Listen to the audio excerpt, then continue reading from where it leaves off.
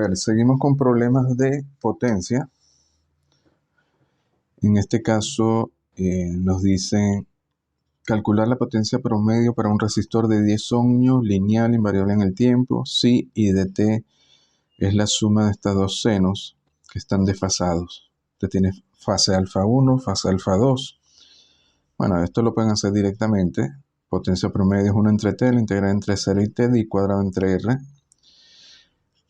Tienen que, bueno, esto se eleva al cuadrado, se desarrolla y se va integrando cada uno de los términos.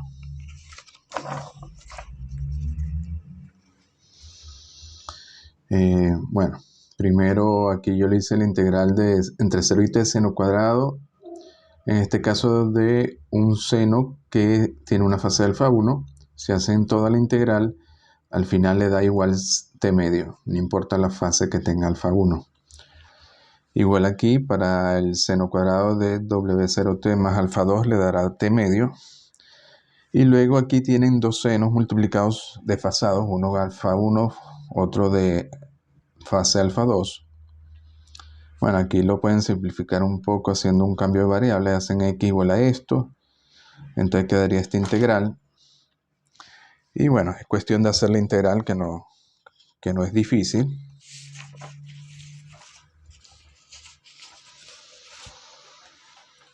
Y al final nos quedaría T medio por el coseno de alfa 2 menos alfa 1. Entonces hay que tener cuidado de no decir que como esto, las fases no importan, sería equivalente a seno cuadrado decir T medio, porque en este caso no se cumple este medio por el coseno de la diferencia de las fases.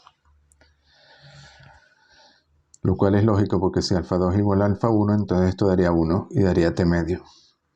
Y bueno, y luego hallan la potencia promedio. Ahora esto incluso se puede presentar en otra forma. Por ejemplo, si hacen esto de aquí, 1 coseno de alfa 1 más y2 coseno de alfa 2 al cuadrado más esto, y lo desarrollan, van a llegar de que esto es igual a este término entre corchetes, y por tanto la potencia promedio se puede expresar de otra forma, ¿no? Luego vamos a ver el concepto de potencia sin pérdida. A ver, sabemos que la energía, que es la integral de la potencia, si es mayor que 0 es pasiva, menor que 0 es activa. Para un resistor sería voltaje por corriente, para un capacitor lineal sería simplemente un medio de CB cuadrado, inductor un medio de Li cuadrado. Y bueno, en una red de alimentaciones invariantes en el tiempo, no tiene pérdidas si para señales periódicas la potencia promedio que entra en la red es 0. Es decir, la potencia que entra es la misma que sale y por tanto la potencia promedio sería 0 si se trabaja con señales periódicas. Vamos a ver algunos ejercicios. En este caso nos dice, demuestra que para un capacitor de carga controlada invariable en el tiempo, es decir, es no lineal pero invariable en el tiempo, es pasivo por fuerza si su característica BQ está en el primer y tercer cuadrante, ¿no? Tendríamos aquí el gráfico BQ, primer cuadrante y tercer cuadrante. Bueno, potencia es V por I, V de Q de T, energía sería entonces, le da un medio de CB cuadrado, solo que aquí C, como es no lineal, depende de Q, sería C de Q, V de T al cuadrado. Y para que esto sea siempre mayor que 0, es decir, para que sea pasivo, como este término es siempre mayor que 0, necesitamos que C de Q sea mayor que 0. Pero C de Q es Q entre B. Es Q entre B de Q. Y para que esto sea mayor que 0, exige que Q y B sean mayor que 0. Es decir, esté en el primer cuadrante, o que Q y B sean menor que 0, estén en el tercer cuadrante, que era lo que nos pedían. Aquí nos dicen, para el transformador ideal, determine si es activo o pasivo y si no tiene pérdida, ¿no? Bueno, el transformador ideal tenemos la entrada B1 y 1, un transformador NA1, la salida B2 y 2.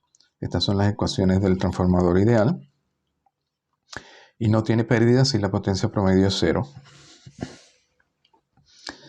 Bueno, primero verificamos que la potencia de entrada es V1 por I1. Si usamos estas ecuaciones nos daría menos V2 y 2, que sería menos la potencia 2. Es decir, P1 más P2 es 0. Y eso se ve que la potencia que entra es igual a la que sale. Bueno, ya de aquí se deduce de que no tiene pérdida. Bueno, de hecho lo pueden hacer si ven esto como un dispositivo con dos puertos, un puerto de entrada y un puerto de salida. La potencia del dispositivo, del transformador ideal, sería P1 más P2, que es 0. Como la potencia siempre es 0, la potencia promedio va a ser 0. Es decir, no tiene pérdida. Y por supuesto es pasivo porque se trata de un par de bobinas acopladas, las cuales son pasivas. Si las bobinas son pasivas, el hecho de que se acoplen seguirá siendo pasivo.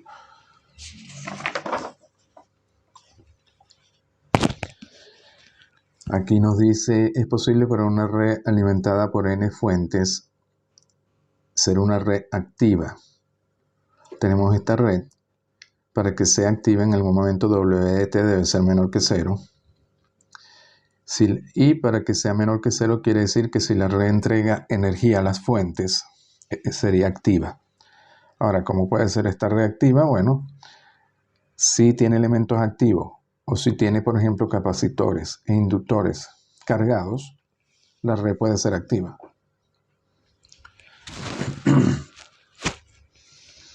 Ahora vamos a ver otro concepto de potencia y energía en el caso de redes de 3 terminales.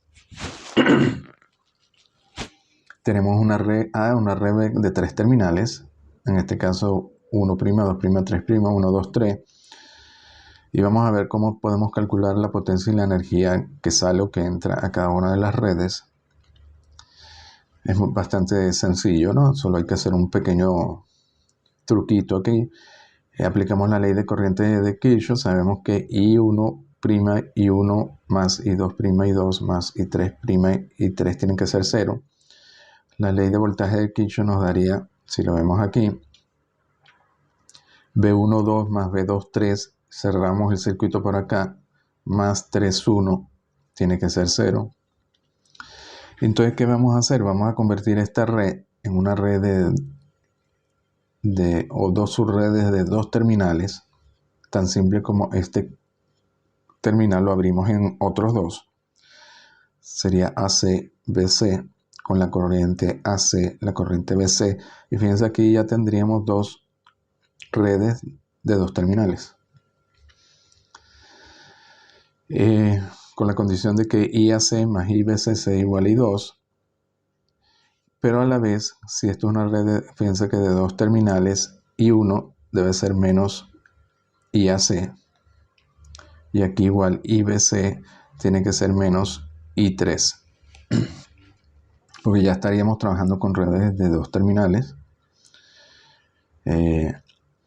Bueno, de aquí sacamos que I2 tiene que ser menos I1 menos I3. Y la red que entra en B, si usamos esta gráfica, este circuito, es directo, ¿no? Sería B1A,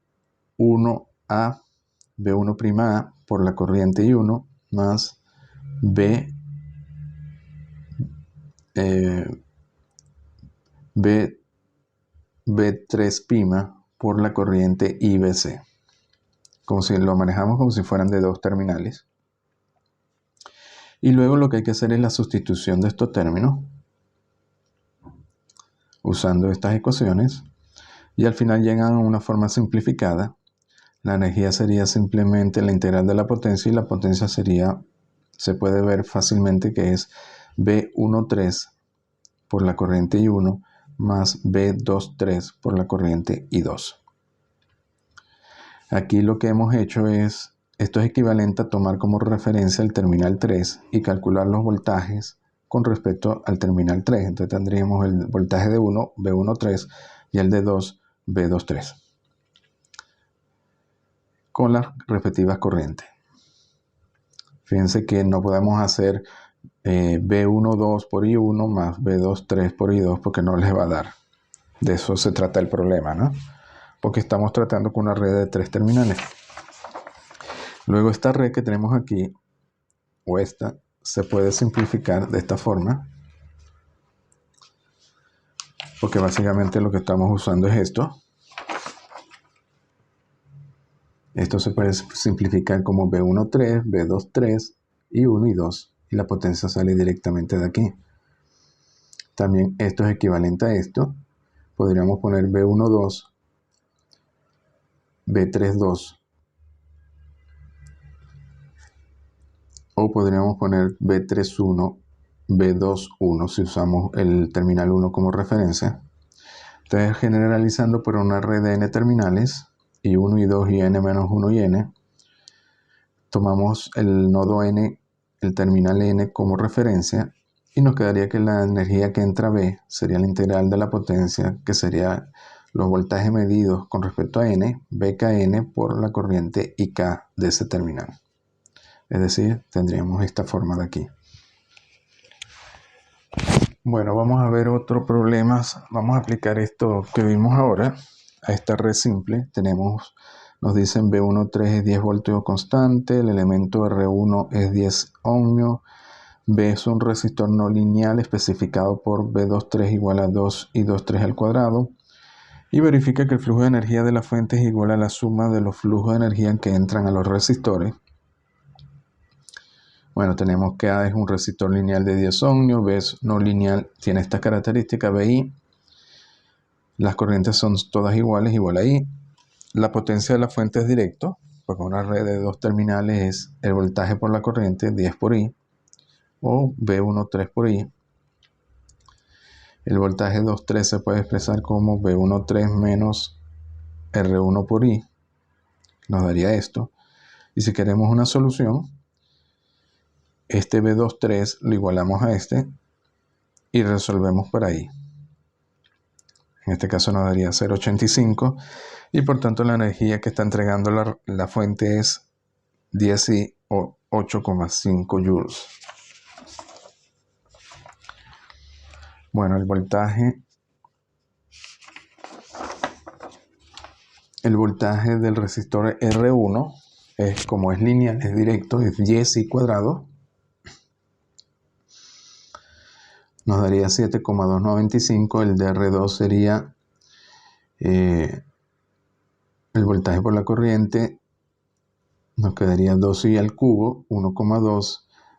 Sumamos ambos y fíjense que coincide con la potencia de la fuente, que es 8,541.